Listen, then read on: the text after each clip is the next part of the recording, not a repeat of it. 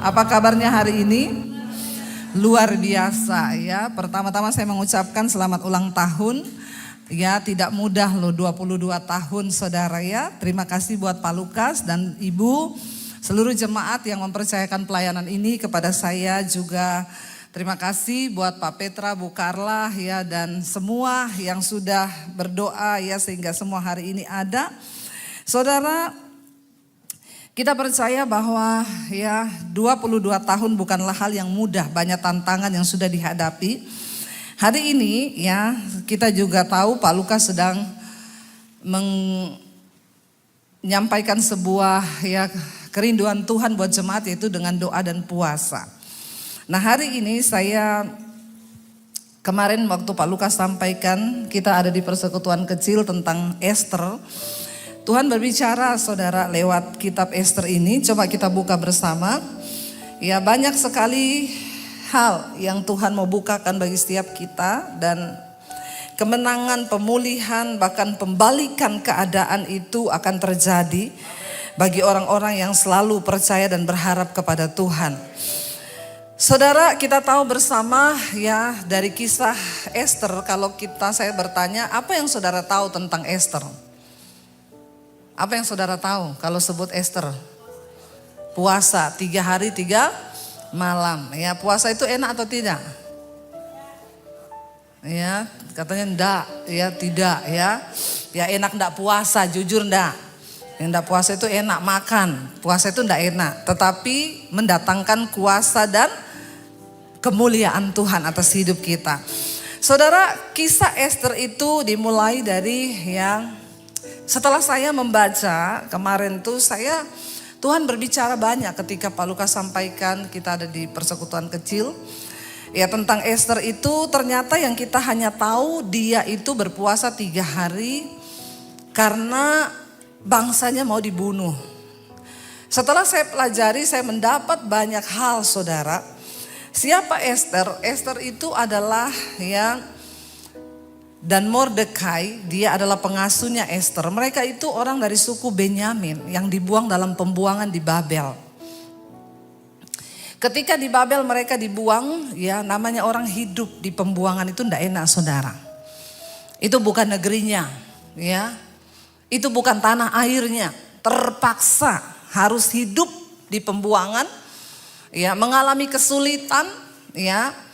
Saya tahu juga ya seperti saudara hari ini ada di sini pun juga pasti kita merindukan ya tanah air kita.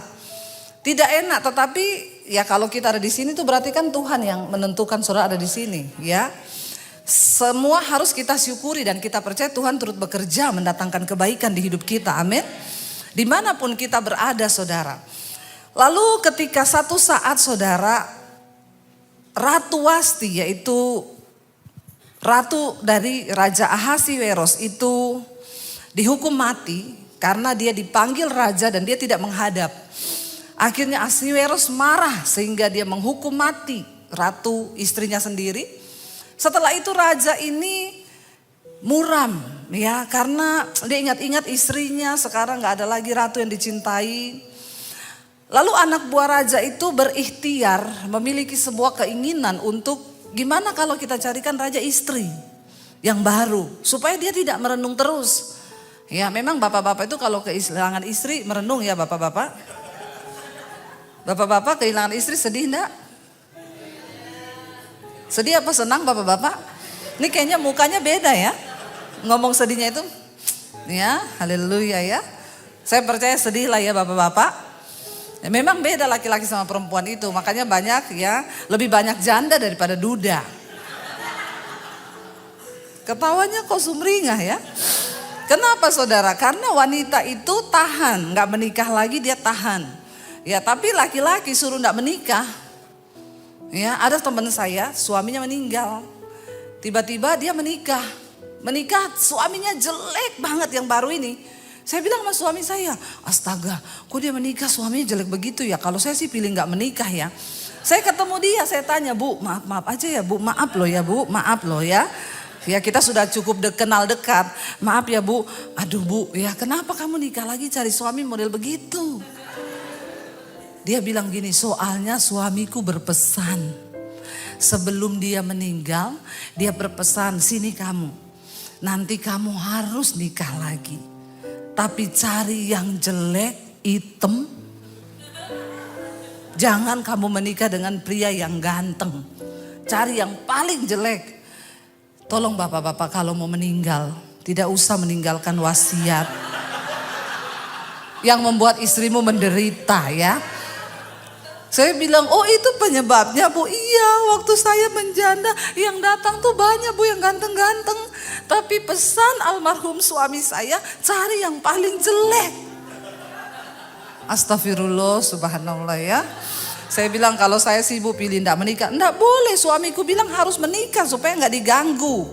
Ya jadi saya bilang sama suami saya, kalau kau duluan mati jangan berpesan begitu kepada saya. Mending kau bilang saya enggak usah menikah. Oke, saya enggak menikah daripada kau suruh saya menikah tapi cari yang jelek. Ya, istri-istri tolong ya, mau mati-mati aja, enggak usah bikin repot yang hidup. Kenapa ini bicaranya begini ya?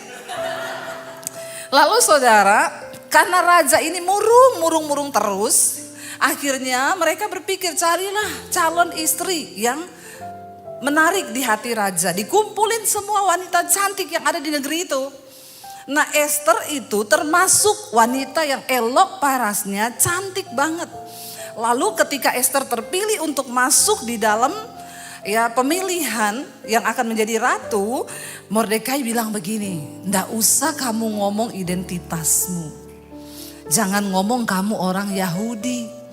Ya karena kita tahu pemerintahan di Babel ya mereka ndak suka orang Yahudi, jadi kamu diam-diam aja. Ya tadi Pak Yoris bilang soal minoritas.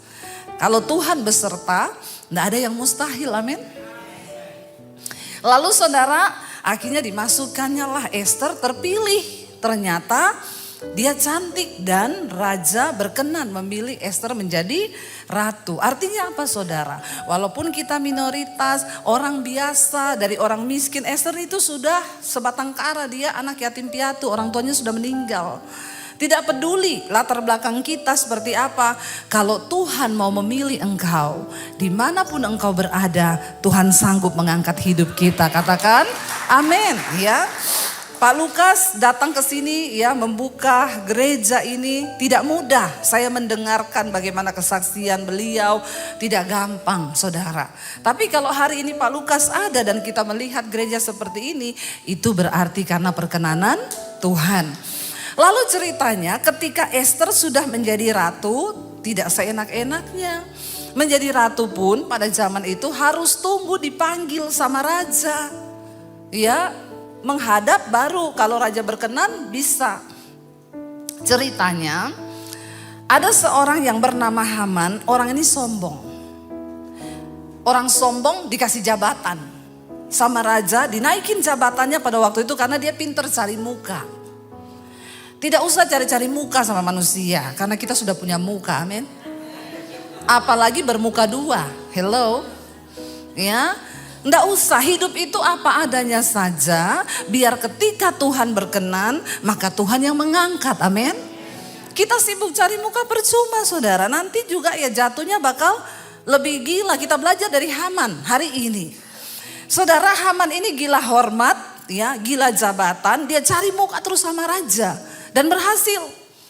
Ketika dia dinaikin jabatannya menjadi orang kepercayaan raja, wah dia saudara raja bilang semua orang harus menghormati Haman. Ketika Haman memasuki istana, semua orang menunduk kepada dia, berlutut lalu menyembah dia. Tapi Mordekai tidak mau menyembah. Lalu ketika Haman melihat Mordekai tidak menyembah, dia menjadi marah. Orang kalau sombong, ya tukang cari muka, kepengen jabatan, waktu dia tidak mengalami seperti yang dia mau, marah dia. Cuma enggak dihormati marah. Ya, cuma enggak dihormati loh.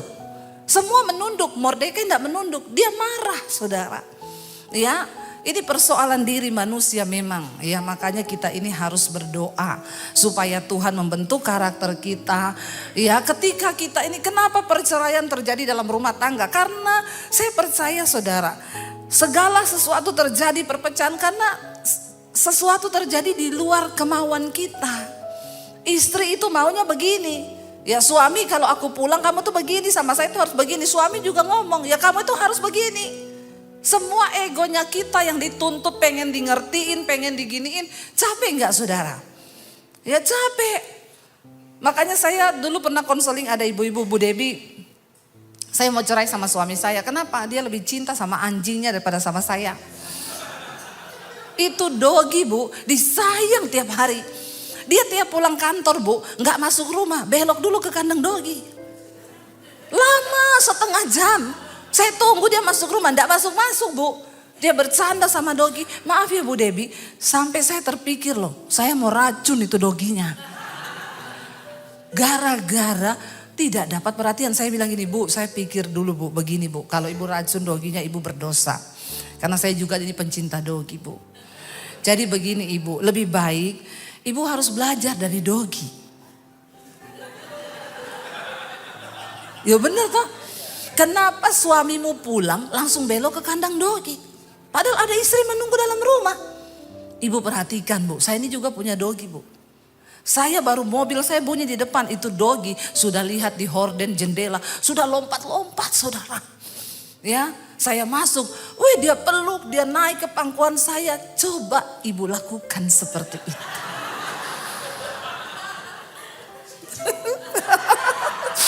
Daripada ya ibu racun itu dogi. Ngapain coba? Ibu berharap, harusnya kan suami saya datang peluk saya gini. Lebih baik ibu duluan. Dia pulang, ibu jemput di pintu pagar. Ya, dogi itu Bu kalau ketemu nyiumin, ya tuannya diciumin, dipeluk, diciumin. Coba ibu begitu. Amin ibu-ibu. Ya, bilang kanan kiri mau belajar dari dogi. Ya, baik kan itu baik. Ya.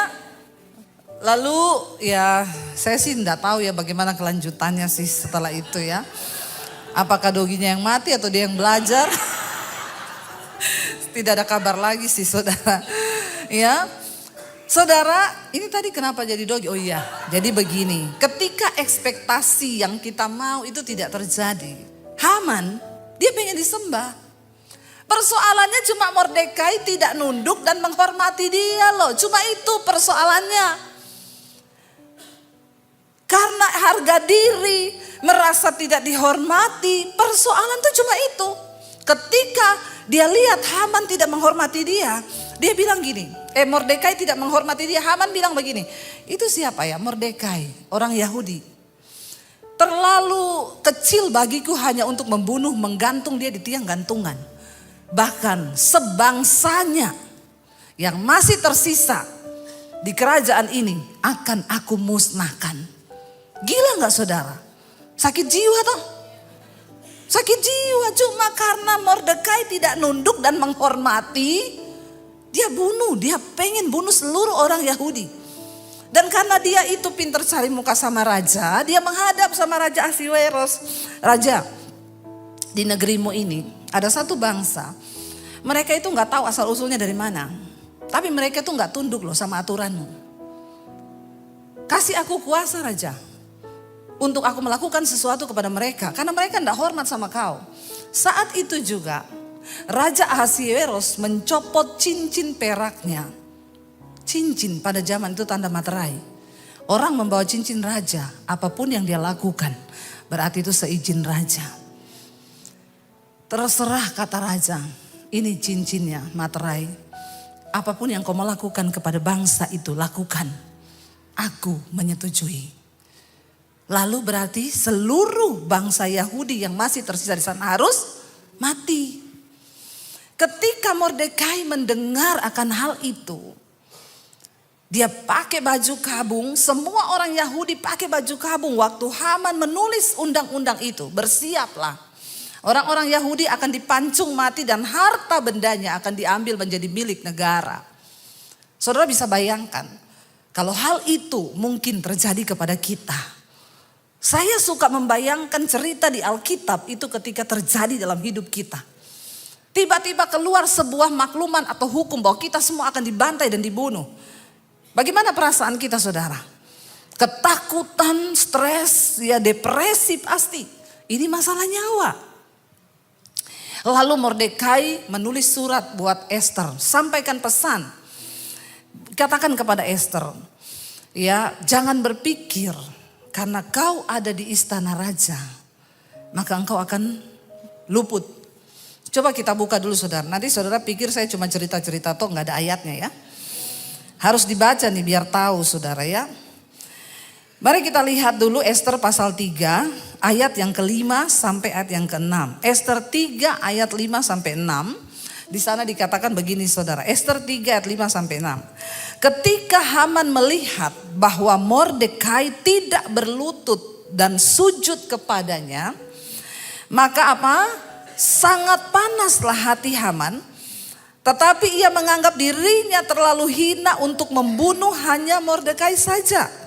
Karena orang telah memberitahukan kepadanya kebangsaan Mordekai itu, dia orang Yahudi. Jadi Haman mencari ikhtiar memunahkan semua orang Yahudi, yakni bangsa Mordekai itu di seluruh kerajaan Ahasiweros. Ya, cuma gara-gara gila hormat. Kita ini tidak pernah tahu saudara, masalah apa yang ada di depan kita tidak tahu loh. Karena bayangkan, cuma gara-gara gila hormat, satu bangsa akan dimusnahkan loh.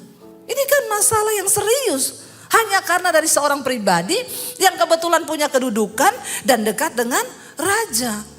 Saudara, kita nggak tahu loh. Mungkin masalah-masalah yang terjadi dalam hidup kita itu sebenarnya bagi kita, aduh, tadinya itu hal sepele, tapi kenapa bisa menjadi besar? Ya, dan akhirnya ayat kita lompat ayat yang ke Esther pasal 4 ayat 11 sampai 13. Esther 4 ayat 11 sampai 13. Semua pegawai raja serta penduduk daerah-daerah kerajaan mengetahui bahwa bagi setiap laki-laki atau perempuan yang menghadap raja di pelataran dalam dengan tiada dipanggil hanya berlaku satu undang-undang, yakni hukuman mati. Hanya orang yang kepadanya raja mengulurkan tongkat emas yang dapat tetap hidup, dan aku selama 30 hari ini tidak dipanggil menghadap raja. Waktu Mordekai itu ngomong ke Esther, kasih tahu Esther, ya dia juga orang Yahudi loh. Lalu Esther bilang, kamu tahu kan orang itu kalau nggak dipanggil menghadap raja nggak bisa. Ya, apalagi kalau raja tidak mengulurkan tongkat emasnya, maka yang ada harus mati di penggal kepalanya. Walaupun aku ini istri, tapi sudah 30 hari ini, sudah 1 bulan aku ini tidak dipanggil-panggil. Ya, makanya saya nggak mau jadi istri raja. Mau ketemu suami aja angel ya. Bayangkan loh, kalau dipanggil, tidak dipanggil mati. Lalu dia bilang, kasih tahu sama Mordekai, tidak gampang. Aku harus membujuk raja untuk membatalkan semua maklumat itu. Ya, Esther ini di dalam kebimbangan juga saudara. Waktu dia sampaikan itu, lalu dikatakan di sana begini. Ketika disampaikan orang perkataan Esther itu kepada Mordekai, maka Mordekai menyuruh menyampaikan jawab ini kepada Esther. Lihat saudara, jangan kira apa? Karena engkau ya di dalam istana raja, hanya engkau yang akan terluput dari antara semua orang Yahudi. Jangan kira karena engkau permaisuri, kalau hal itu memang dilakukan, maka engkau sendiri pun tidak akan luput dari kematian. Karena engkau adalah orang Yahudi. Artinya apa saudara? Mordekai mengingatkan kepada Esther bahwa jangan pikir loh, jangan engkau pernah merasa aman dengan hidup ini. Mungkin ketika engkau punya uang, engkau udah punya pekerjaan yang mapan dan engkau lupa mendekatkan diri dengan Tuhan. Benar Pak Lukas sekarang mencanangkan doa puasa. Ya, jangan pikir hidupmu akan aman-aman saja. Karena Alkitab berkata diberkatilah orang yang mengandalkan Tuhan, tapi terkutuklah orang yang mengandalkan manusia. Ya, ini dengar-dengar Mbak Taylor ini lagi heboh nih ya konser. Ya, Taylor lagi konser di Singapura. Sampai 9 hari ya penerbangan ke Singapura dari Jakarta itu enggak ada, hotel semua penuh. Tapi saya dengar ya dia kayaknya akan membuat satu agama baru. Hati-hati saudara, dengan pengajarannya kita tidak boleh bergantung kepada siapapun. Anak-anak jangan bergantung pada orang tua dan jangan bergantung pada Tuhan. Sebab kita punya kekuatan sendiri, kita punya kuasa sendiri atas hidup kita. Jangan bergantung kepada siapapun. Ini pengajaran, ini doktrin, ini salah satu hal yang sangat mendukakan Tuhan. Karena Alkitab berkata, terkutuklah orang yang mengandalkan kekuatannya sendiri, yang mengandalkan sesama manusia. Tapi diberkatilah orang yang mengandalkan Tuhan. Hati-hati saudara, sekarang setan masuk lewat idola-idola. Ya, jangan mengidolakan sesuatu lebih dari Tuhan. Ya, saya bilang jangan, apalagi pesan-pesan moral yang disampaikan itu hati-hati loh. Ya, jangan mengandalkan siapapun karena engkau punya kekuatan diri sendiri loh. Alkitab bilang jangan mengandalkan kekuatanmu sendiri sebab terkutuk orang yang mengandalkan Tuhan. Mordekai berkata kepada Ester, jangan kau pikir karena kau tinggal di istana sebagai ratu dan engkau bebas dari hukuman itu. Jangan berdiam diri loh. Hari-hari ini saudara, tidak ada di antara kita satupun yang harus merasa aman. Kita semua harus mengejar hubungan kita dengan Tuhan. Kita semua harus mengejar perkenanan Tuhan. Sebab hanya dekat dengan Tuhan saja kita akan merasa tenang. Amin. Bukan soal jumlah depositmu, bukan soal uangmu yang akan membuat engkau tenang. Tapi mendekat dengan Tuhan itu yang membuat kita tenang. Lalu Mordekai bilang, sampaikan kepada Ester. Lalu Ester ayat 15, dia berkata begini, Ester 4 ayat 15. Maka Ester menyuruh menyampaikan jawab ini kepada Mordekai, ya. Pergilah, kumpulkanlah semua orang Yahudi yang terdapat di Susan dan berpuasalah ya untuk aku. Janganlah makan dan janganlah minum 3 hari lamanya, baik waktu malam, baik waktu siang. Aku serta dayang-dayangku pun akan berpuasa demikian. Dan kemudian aku akan masuk menghadap raja. Sungguh pun berlawanan dengan undang-undang. Ya, kalau terpaksa aku mati, maka biarlah aku mati. Apa yang sedang Ester cari? Dia tahu dia tidak punya kuasa sebagai ratu untuk melawan undang-undang. Dia tahu tidak ada kekuatan apa-apa.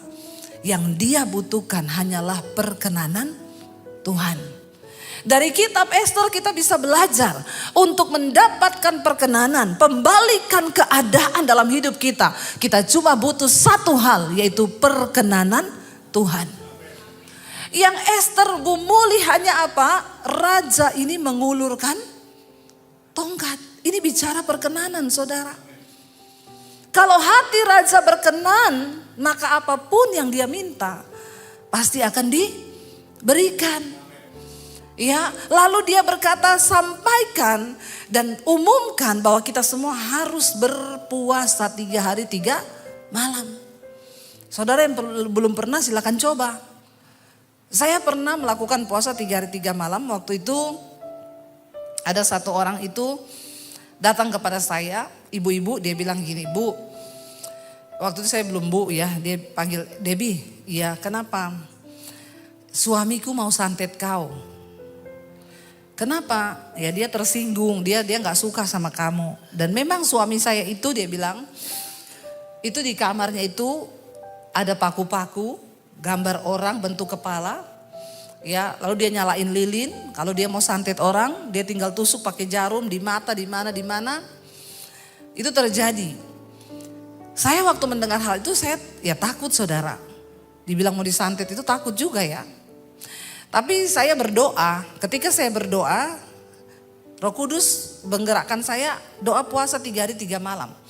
Maka semua panah-panah api dari si jahat akan aku kembalikan kepada orang itu.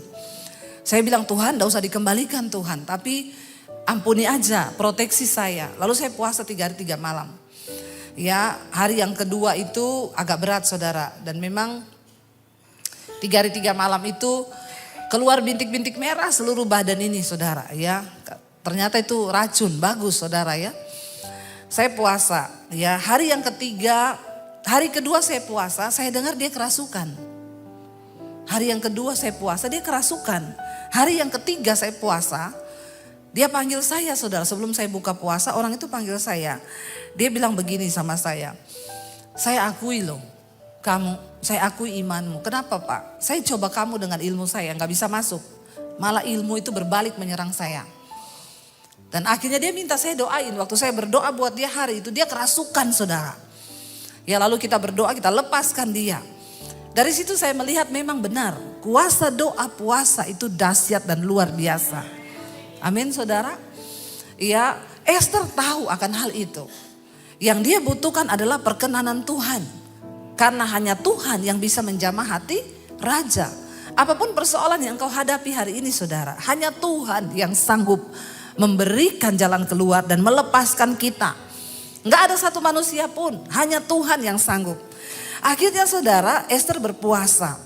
Tapi saya tertarik saudara, siapa sebenarnya pribadi Esther ini? Saudara tahu ketika mereka itu dikumpulin untuk menjadi ratu ya. Di Esther pasal yang kedua, kita lihat bersama ayat 12 sampai 13. Esther 2 ayat 12 sampai 13. Tiap-tiap kali seorang gadis mendapat giliran untuk menghadap Raja Ahasiweros, Esther 2 ayat 12. Dan sebelumnya ia dirawat menurut peraturan bagi para perempuan selama 12 bulan. Sebelum menjadi ratu, mereka dirawat dulu selama 12 bulan menurut aturan yang ada semua perempuan. Sebab seluruh waktu itu digunakan untuk pemakaian wangi-wangian, 6 bulan untuk memakai minyak mur, dan 6 bulan lagi untuk memakai minyak kasai serta lain-lain wangi-wangian perempuan. Lalu gadis itu akan masuk menghadap raja. Dan kalau dia dapat perkenanan raja, segala apa yang dimintanya itu akan diberikan kepadanya. Saudara, ternyata untuk mendapatkan perkenanan raja, seorang wanita yang akan menjadi permaisuri itu dilulurin, diwangi-wangiin selama 1 tahun 12 bulan. Dipakein 6 bulan itu minyak mur supaya tidak ada bau badan sedikit pun. Karena kalau dia masuk menghadap raja ada bau keringat. Ini saya bilang bau keringat kok pada ketawa ya. Ya itu raja akan terganggu dan dia tidak akan dapat perkenanan ya. Karena memang bau keringat itu ya enggak enak saudara ya. Tapi ada orang bau keringat dia enggak sadar kalau dia bau keringat. Nah itu yang menakutkan ya. Itu menyiksa orang-orang di sekelilingnya ya. Dia bilang enggak saya enggak bau harum kok. Nah gitu saudara dia diwangi-wangiin. Sampai aroma tubuhnya itu mengeluarkan wangi minyak mur 12 bulan. 6 bulan dikasih wangi-wangi minyak mur. Lalu 6 bulannya rempah-rempah. Untuk menghadap raja dan mendapatkan perkenanan raja. Arti rohaninya apa saudara? Kalau engkau ingin mendapatkan perkenanan Tuhan, jangan ada bau yang tidak senang di mata Tuhan. Jangan ada bau dosa di hidup kita yang membuat Tuhan jijik dan muak dalam hidup kita. Kemunafikan, segala hal-hal yang berbau dosa. Mungkin orang lain tidak lihat, tapi Tuhan itu maha melihat. Mari kita tinggalkan segala kenajisan, kepahitan, iri hati, kedengkian, ya, homoseksual, lesbian, ya. Kita tahu semua itu menentang hukum-hukum Tuhan. Jangan sampai kita hidup menjadi orang yang berbau busuk di depan Tuhan. Dan bau kita itu najis sehingga Tuhan jijik. Boro-boro kita dapat perkenanan Tuhan. Berhadapan dengan kita saja Tuhan tidak mau. Jangan ada yang menyimpan dosa, perselingkuhan, kepahitan. Buang itu semua. Kita tahu diri kita ini siapa. Cek diri kita dan Alkitab berkata Tuhan menaruh hukum-hukumnya dalam hati manusia. Supaya kita tahu mana yang berkenan kepada Tuhan, mana yang tidak. Engkau kepahitan sama orang, engkau tahu itu Tuhan tidak suka toh. Ya lepaskan pengampunan. Tuhan dalam nama Yesus, aku ini jengkel sama dia itu Tuhan, jengkel. Tapi karena firman-Mu berkata aku tidak boleh jengkel. Dalam nama Yesus, aku ampuni dia Tuhan, aku lepaskan. Itu bukan untuk kebaikan orang itu aja saudara. Tapi untuk kebaikan kita supaya kita mendapat perkenanan Tuhan. Ya, jangan ada iri, dengki, jangan ada dosa-dosa. Keterikatan, lihat film porno. Ya, orang enggak tahu. Tapi apakah Tuhan lihat apa tidak? Anak-anak muda, ya, lepaskan dirimu dari segala dosa agar engkau berkenan kepada Tuhan. Amin. Ya, kita berdoa saudara. Perselingkuhan suami-suami, istrimu enggak lihat engkau di luar. Ya, tetapi mata Tuhan melihat. Itu artinya 1 tahun dia harus dipakein rempah-rempah agar dia menghadap raja. Raja mengulurkan tongkat, baru dia dapat perkenanan. Akhirnya Ester puasa. 3 hari 3 malam Ester berpuasa, saudara. Lalu apa yang terjadi? Ya, lihat ketika Tuhan bekerja. Saudara tahu, pada waktu itu kalau kita lihat ya, dikatakan Ester 5 ayat yang pertama, pada hari yang ketiga Ester mengenakan pakaian ratu. Setelah dia puasa 3 hari, dia pakai baju ratu. Tadinya pakai kain kabung. Kain kabung itu warna putih, tanda orang merendahkan diri. Dia ganti baju, pakai baju ratu, pakaian ratu untuk menghadap raja. Berdirilah Ester di pelataran dalam istana raja. Tepat di depan istana raja, raja bersemayam di atas tahta kerajaan di dalam istana, berhadapan dengan pintu istana itu. Ini adalah saat yang sangat mendebarkan.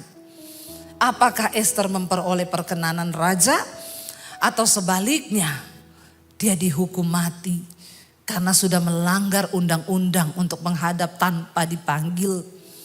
Tidak gampang, saudara. Bahkan nyawa menjadi taruhan untuk mendapatkan perkenanan raja.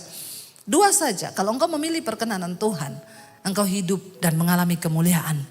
Tapi kalau engkau memilih hidup dalam dosa, maka kematian yang akan kita dapatkan. Makanya bertobat yuk, mari kita suruh sungguh-sungguh menyerahkan hidup kepada Tuhan.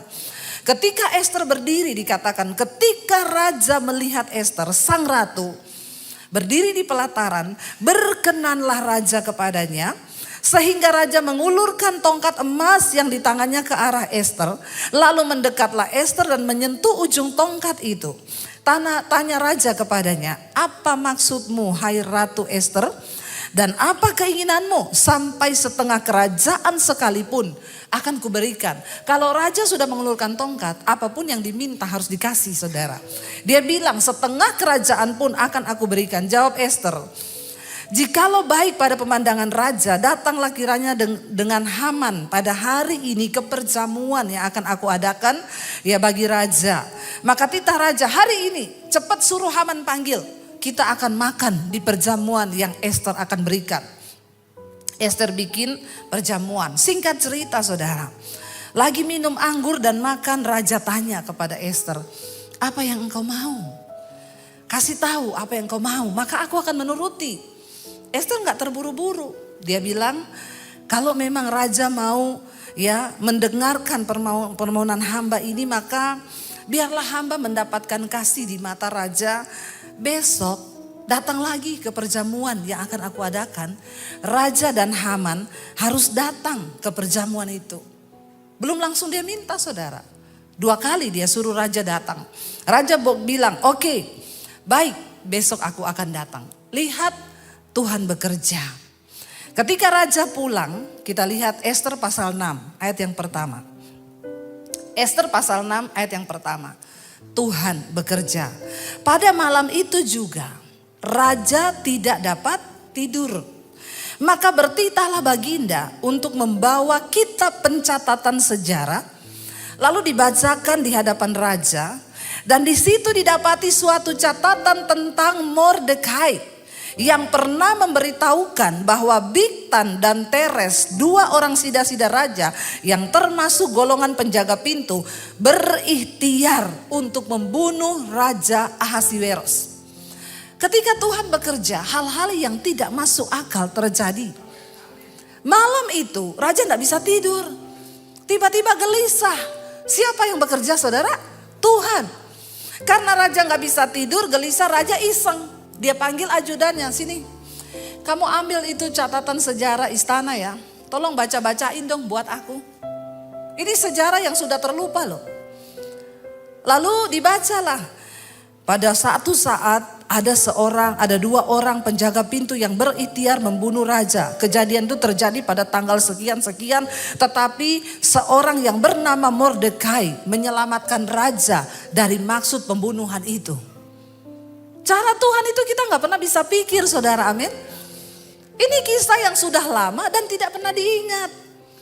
Tapi waktu Tuhan bekerja karena kita mendapatkan perkenanannya, Loh, apa yang tidak mungkin bagi Tuhan? Apa yang tidak masuk akal? Apa yang tidak terpikir? Dan itu terjadi karena Ester berdoa puasa. Amin saudara. Waktu dibacakan raja kaget. Loh, kan raja tidak tahu kalau Haman ini benci kepada Mordekai. Karena Mordekai tidak mau hormat kepada dia. Raja kan tidak tahu kisah itu sampai akhirnya mau dibunuh nih bangsa Yahudi. Raja tidak pernah tahu, tapi Tuhan kalau bekerja dia bongkar sampai ke bawah-bawah, sampai ke hal-hal yang tidak kita pahami dengan logika. Tuhan sanggup turut bekerja untuk mendatangkan kebaikan bagi orang-orang yang berkenan di hatinya. Amin saudara. Loh, tiba-tiba saja loh, lalu terbuka, lalu raja bilang, loh ada toh orang yang bernama Mordekai itu. Saudara tahu pada hari itu Haman sudah menyiapkan tiang gantungan untuk Mordekai. 50 hasta tingginya. Tapi Tuhan membalikan keadaan. Dikatakan begini saudara. Ayat berikutnya. Maka bertanyalah raja, kehormatan dan kebesaran seperti apakah yang harus kita anugerahkan kepada Mordekai oleh sebab perkara itu. Loh, raja teringat, ternyata aku belum pernah kasih penghormatan loh sama dia. Makanya saya bilang gak usah cari muka. Waktu Tuhan tahu kita ini pantas dan layak untuk mendapatkannya, cara yang ajaib akan Tuhan bukakan saudara. Amin. Amin saudara. Dan kalau Tuhan yang bukan, gak ada yang bisa tutup. Mari kita sibuk cari muka sama Tuhan. Amin. Daripada sama manusia. Waktu saudara tidak disangka-sangka. Loh, saya mau tanya, Mordekai lakukan apa? Coba. Dia bahkan tidak dapat kesempatan ketemu raja. Dia berdoa puasa bersama-sama dengan orang Yahudi yang lain. Karena mereka dalam tekanan. Karena itu saudara, saya melihat di sini ternyata tekanan itu sering kali membawa kita menemukan hal-hal besar yang sedang Tuhan sediakan bagi setiap orang yang mau sungguh-sungguh mencari dia. Amin. Wow. Haman boleh mereka-rekakan kejahatan. Dalam hatinya Haman, baru ini habis ini mati kau, mati usahamu. Mati semua yang kau buat, mati pekerjaanmu. Ya, Tuhan bilang sorry ya. Kalau aku yang bekerja, sorry ya. Maka Tuhan sanggup membalikan keadaan. Saudara tahu tiang gantungan yang disediakan Haman untuk Mordekai. Terakhir dipakai gantung siapa? Haman yang naik di tiang gantungan itu. Orang boleh mereka-rekakan yang jahat buat kita. Tapi waktu engkau mendapat perkenanan Tuhan, segala kemuliaan Tuhan bisa balikan keadaan. Harusnya Haman yang mati. Harusnya harus Mordekai yang mati. Jadi Haman. Lalu raja bilang begini. Apa yang harus kita berikan kepada Mordekai? Kehormatan apa? Ternyata dia ini pernah berjasa. Mungkin jasa itu ditutupi selama ini. Ya, tapi waktu Tuhan yang membuka, jangan takut saudara. Mungkin hari ini usahamu gak dihargai manusia. Mungkin hari ini apa yang sudah engkau perbuat tidak pernah dihargai oleh siapapun juga. Tetap lakukan yang terbaik dan lakukan untuk Tuhan. Kalau sudah tiba saatnya maka Tuhan yang akan promosikan. Dikatakan begini, kehormatan dan kebesaran apa yang harus dianugerahkan kepada Mordekai. Sebab segala perkara itu, jawab para biduanda, raja yang bertugas pada baginda. Kepadanya tidak dianugerahkan suatu apapun raja. Kasihan Mordekai itu, dia tidak dikasih apa-apa waktu itu. Raja kaget, oh dia tidak dapat apa-apa. Setelah Haman masuk, bertanyalah raja kepadanya. Haman yang ditanyai, raja ini tidak ngerti apa-apa soal Haman ini kepahitan sama Mordekai kan. Raja tanya sama Haman begini. Raja bilang begini ketika Haman masuk. Apa yang harus kita lakukan kepada orang yang berjasa kepada raja? Ya, apa yang harus raja berikan? Ya, apakah kita harus, dia bilang begini. Apakah yang harus dilakukan kepada orang yang raja berkenan menghormatinya? Kata Haman dalam hatinya. Siapa lagi yang raja berkenan menganugerahkan kehormatan lebih daripadaku? Dia GR. Raja tanya begini, habis ini pasti aku dapat sesuatu. Ya, Itulah orang saudara. Ya, kalau hatinya penuh kebusukan, iri, dengki, gila hormat, gila jabatan. Lalu apa yang dia dapat saudara? Dia pikir dia yang akan dikasih itu. Pasti raja tanya buat aku. Oleh karena itu jawab Haman kepada raja. Mengenai orang yang raja berkenan menghormatinya. Hendaklah diambil pakaian kerajaan.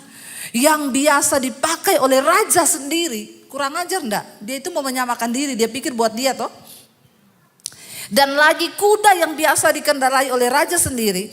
Dan yang diberi mahkota kerajaan di kepalanya. Dan hendaklah diserahkan pakaian dan kuda itu ke tangan seorang dari antara para pembesar raja. Orang-orang bangsawan. Lalu hendaklah pakaian itu dikenakan kepada orang yang raja berkenan menghormatinya. Kemudian hendaklah ia diarak dengan mengendarai kuda itu melalui lapangan kota. Sedang orang berseru di depannya. Beginilah dilakukan kepada orang yang raja berkenan menghormatinya.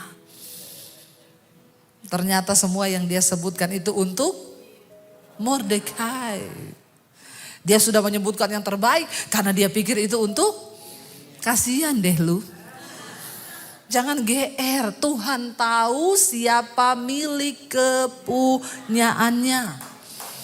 Amin. Berkat itu tidak bisa tertukar. Bagian kita hari ini, mari jaga hidup kita, mari jaga langkah kita supaya kita selalu ada dalam perkenanan Tuhan. Sehingga kita tahu akhir dari cerita ini saudara. Ketika Ester mendapatkan perkenanan Tuhan. Ketika Ester mendapatkan perkenanan raja, besoknya raja bertanya, apa yang engkau mau? Lalu Ester memberitahukan, batalkan undang-undang yang sudah dibuat itu.